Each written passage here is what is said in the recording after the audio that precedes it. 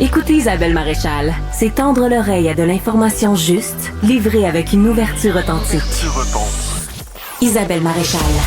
Donc, on vous disait qu'il y a un article récent du magazine Vogue qui a vraiment fait le tour du web. C'est une chronique donc d'une journaliste américaine qui posait cette question-là. Est-ce que c'est gênant aujourd'hui pour une femme d'avoir un petit ami? En fait, on remettait en question le fait d'avoir un partenaire. Est-ce gênant d'avoir un chum? Exact. Toi, t'as un chum, Isabelle? Ben moi, j'ai tellement un chum que j'ai même un mari. T'es pas gêné de ça? Ben, pas du tout. Mais non, même chose. Moi, j'ai Pas une du blonde, tout. j'en suis très fier, très heureux. Ouais, mais Mais je comprends d'où ça vient. Là. Je suis content qu'on ait Laurence pour nous en parler. Oui, là. Laurence Desjardins est sexologue en milieu scolaire. Elle a longtemps travaillé à la clinique médicale L'Actuelle en santé sexuelle. Merci d'être là, Laurence. Ben, merci de votre invitation. T'as dû être vraiment intéressée par cet article.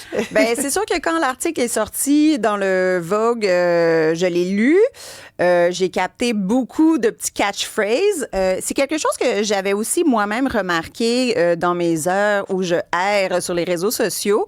Donc, j'étais curieuse de voir qu'est-ce qu'elles en pensaient. Puis après ça, quand la presse m'a interpellée pour écrire, collaborer à leur article, je me suis dit, bon, mais il y a quelque chose. C'est répandu. Mais comment expliquer ça? Parce que tu dis, ça, je le voyais aussi sur les réseaux sociaux. Donc, c'est une tendance, effectivement. Puis qu'on pourrait peut-être même mesurer au Québec, là, qu'aujourd'hui, une femme, pour elle, ça serait comme embarrassant d'avoir un chum, de s'afficher en couple. Bon, ben, je pense qu'on pourrait peut-être l'expliquer Oui, voyons, d'abord. c'est ça. En fait, la question se pose, c'est-à-dire, est-ce qu'avoir un copain, c'est embarrassant? Ce que ça représente, c'est ce qu'on remarque dans les réseaux sociaux, que ce soit dans les publications de photos ou de vidéos, de reels, voire même dans les balados, les personnes qui sont reçues ou les sujets qui sont tenus, où la place du partenaire est un peu comme effacée. On voit des photos où est-ce qu'il n'y a pas de partenaire, où c'est comme un peu non mentionné. L'article du Vogue souligne qu'il y a même des gens qui vont effacer le visage, comme si elle était un peu... le partenaire était présent, mais vraiment en second, voire tiers plan. Et on a aussi beaucoup de balados et de reels, qu'on appelle des vidéos, qui sous-entendent que avoir un copain dans sa vie, c'est vraiment pas important, voire même, c'est vraiment pas pertinent. Être seul, on est autosuffisant. Il y a vraiment une reprise de l'identité de être une femme seule, être une femme vieillissante seule. On le voit à travers l'image de la sorcière, on le voit à travers l'image de la vieille fille avec des chats. Tous ces stigmas d'autrefois deviennent aujourd'hui... Une fierté. Une vérité cool, assumée, voire même validée. Donc, ben, c'est ça, cette transition-là. Avant, il y avait beaucoup les partenaires dans les photos, c'était même une fierté, on le démontrait, puis là, maintenant, pouf, on l'efface. Mais c'est tellement intéressant. Moi, je vois aussi une dichotomie entre la vraie vie puis la vie numérique. Il y a tellement de phénomènes là-dedans. Premièrement, il y a de moins en moins de couples, il y a de moins en moins de gens qui se marient, il y a de moins en moins de jeunes qui ont des relations sexuelles. Donc, il y a ça aussi où on dirait qu'on cherche une identité pour cristalliser ce moment-là. Puis, ça devient presque une manière de se vanter, de dire à quel point moi, je suis trop cool libre et pour les autonome, gars. c'est ça? Ouais, exact. Puis j'ai l'impression que parfois aussi... je pense à Instagram. Instagram qui est un réseau social qui plaît à bien des personnes, mais qui, selon les tendances, plaît davantage aux femmes encore à ce jour. Il y a des hommes sur Instagram, c'est sûr, mais il y a une culture Instagram qui est beaucoup féminine.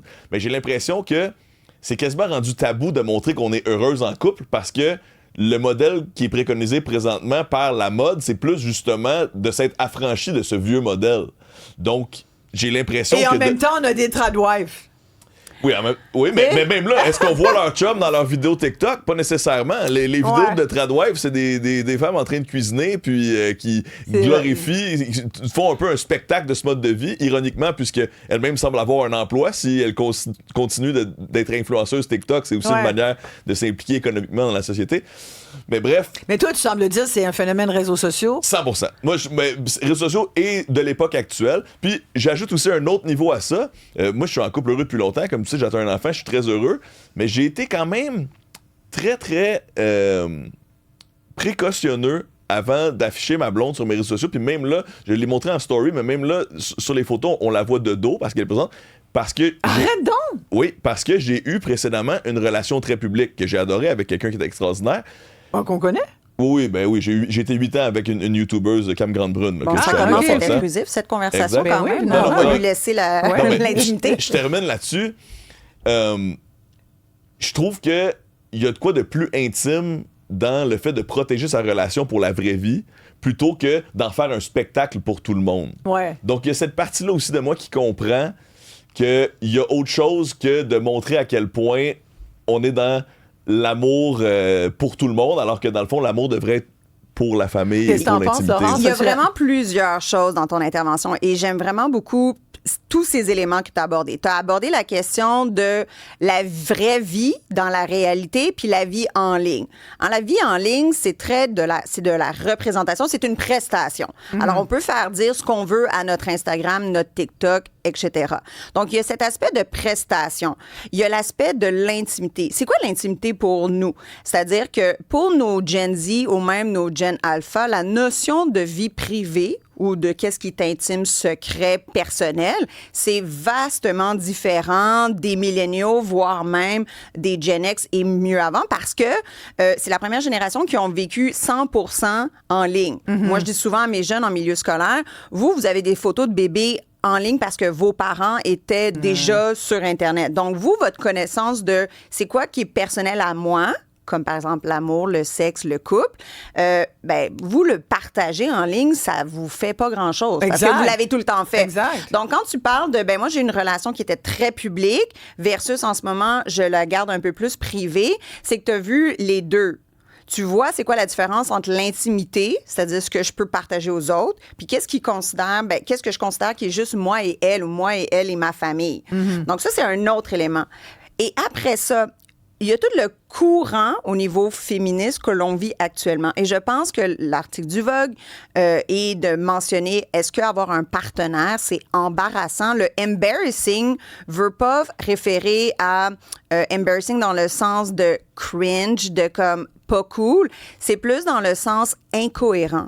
Avoir un partenaire à l'heure du féminisme 2025, est-ce que c'est incohérent à être féministe? Avec les valeurs que... Exactement. Et là, on tombe les deux pieds dans l'ère du post-#MeToo, dans une ère où, malheureusement, il y a des comportements masculins qu'on a pointés du doigt qui sont vraiment désagréables, qui sont même problématiques. On a eu des cas de figure, malheureusement, extrêmement problématiques, où il y a beaucoup de filles qui ont commencé à dire comme « Hey, là, ça va faire les garçons ». Donc, évidemment, en tant que féministe qui commence à avoir ce discours-là, ça serait un peu incohérent de dire « Oui, mais en même temps, j'aimerais ça avoir ces fameux gars-là dans ma vie ». Donc, exact.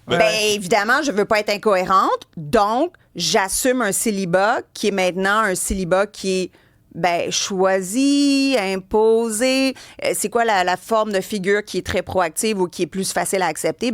C'est celle qui est choisie. Fait que tu vois une différence entre les jeunes femmes. Les raisons sont différentes si Absolument. on est une jeune femme par rapport à une femme qui a eu qui est arrivée à un certain âge et qui a eu plusieurs relations. Absolument. C'est pas les mêmes raisons. Il n'y a pas les mêmes raisons, il n'y a pas les mêmes motivations. Après ça, qui suis-je pour savoir les motivations de ces personnes-là sur Instagram ou sur TikTok? Je ne les connais pas. Mais il y a vraiment, c'est là qu'on voit on peut dire, il y a toutes sortes de motivations derrière tout ça. Ouais, c'est tellement intéressant ce que Laurence Desjardins soulève parce que c'est comme si on amalgame aussi le fait d'avoir un chum avec le fait d'être pro-homme. Il y a cet élément-là. Puis aussi, je rappelle, le début de l'article du Vogue commence en disant... Mais les féministes sont pas anti-hommes, là.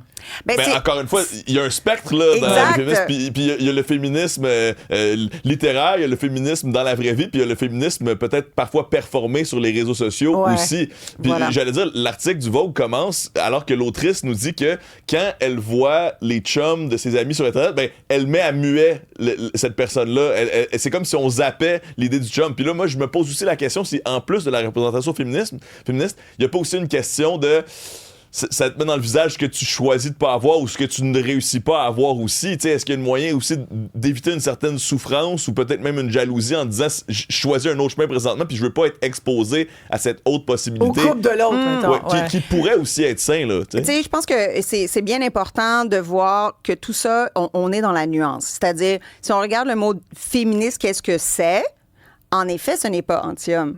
Le féminisme, c'est le désir de changer les façons de faire, les façons que la loi est régie, que les façons qu'on a de gérer et d'avoir une chance égale, d'avoir Exact. l'accès. C'est Ça, c'est le l'égalité. féminisme. Ça, Ouais. ça, c'est comme texto, dictionnaire. Mais après ça, il y a des phases. Hein? On se rappellera bien de la phase du féministe radical dans les années 80 qui a été une frange, une vague où les féministes étaient très anti-hommes. Ça a été pertinent à ce moment-là. C'est pas la meilleure vague.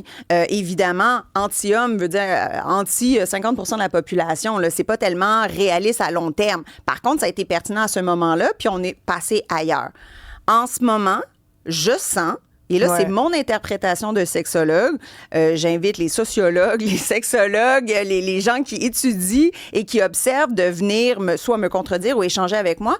J'observe une espèce de performance de féminisme qui est très dans l'exclusion, qui va vraiment faire... Pourquoi on voudrait ces fameux garçons? Les garçons, ils ont besoin d'apprendre. Les garçons, ils ont besoin de changer. Et dans cette fameuse performance de féminisme, évidemment, c'est incohérent d'avoir un homme dans sa vie ou de vouloir un homme dans sa vie. Donc, on tente de les effacer ou on tente de les repousser. Et ça, je trouve pas ça... je trouve pas ça très positif dans le désir de collaborer au niveau de la population et de la société. Et la collaboration homme-femme, elle est importante, elle est nécessaire pour l'amélioration de tous. Ouais. Mais on peut comprendre d'où certaines femmes viennent aussi. Là, absolument. C'est ça qu'on dit comme étant, qu'on qualifie d'hétéro-fatalisme. Écoute, j'avais jamais vu lu ce titre-là, en fait, ce mot-là, hétéro-fatalisme. On va revenir là-dessus au retour, si tu veux bien, Bien Laurence. sûr. Laurence est avec nous, Laurence Desjardins, sexologue. Et puis, j'aimerais savoir votre opinion là-dessus parce que... Sincèrement, si c'est une tendance, est-ce qu'il y a des femmes et des hommes qui le ressentent? Est-ce que certaines femmes qui nous écoutent le disent? Puis c'est peut-être plus des jeunes femmes. En tout cas, dites-le moi, là, parce que moi, je trouve que c'est effectivement comme tu dis. Je suis pas mal sûre qu'on pourrait avoir des jeunes garçons qui pourraient collaborer à Sans l'hétéro-fatalisme ou Ah oui, encore à définitivement. l'expression Ça existe. le dating fatigue. Ah oui, le monde qui est tanné de dater Puis, ça, là. On veut vos commentaires. En Ouais. un mot, il y en a un qui est rentré qui dit c'est la fin de l'Occident. Les téléphones, non? C'est fataliste. 1-877-827-2346, 187 Cube Radio. Écrivez-nous si vous croyez que c'est la fin de l'Occident. Non, mais surtout ce que vous pensez. Là. Est-ce que c'est embarrassant? Est-ce que c'est gênant d'afficher sa relation sur les réseaux sociaux? Gars comme fille, on veut vous entendre. Puis j'aime l'idée de la fatigue de dater. Ça, là, Oui, oui. il y a du monde Ah, qui puis ça, doit on être le voit. vraiment Ouais. tanné. Ouais.